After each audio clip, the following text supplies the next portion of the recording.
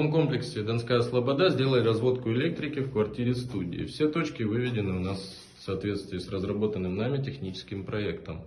Коробки у нас распределительные на потолке, весь монтаж в коробках проварен. Щит мы разместили в гардеробной и место под роутер сделали. У нас два контура теплого пола в санузле и на балконе, вывод на сплит-систему, зонированное освещение. Зона гостиной, зона спальни, зона кухни, прихожей.